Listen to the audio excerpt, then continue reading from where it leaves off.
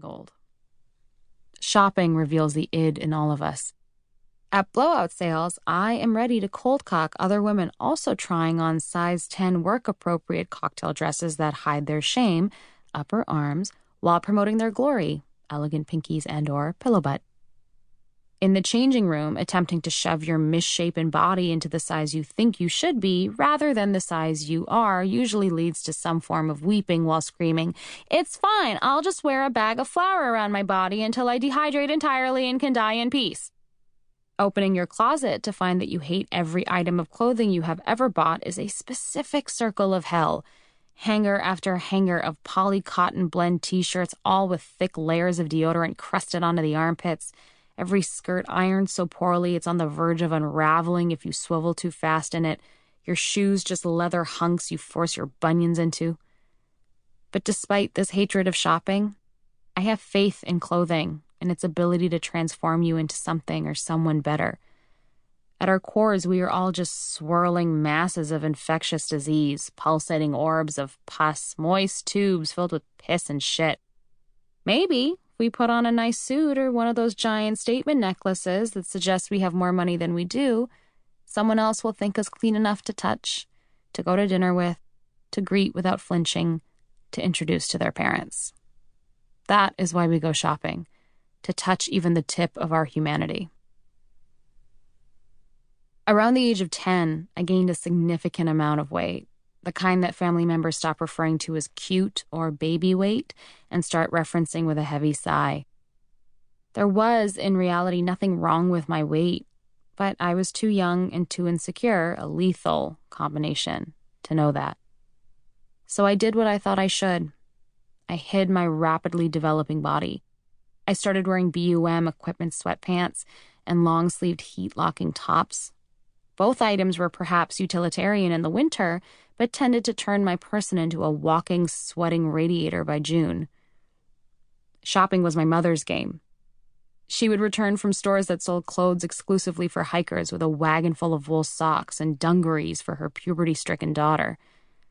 Nothing I owned fit anymore, and I didn't trust that buying the right clothes could make me feel better about the way my hips had widened, or my arms had softened, or my neck now had ridges running across it, as if I were an old tree and these were my rings. At the time, I claimed my style was some kind of feminist protest. I don't need to look like every other girl. Why should I have to dress up when guys can wear whatever they want? I listened to Avril Lavigne and recited the lyrics as if they were my own thoughts.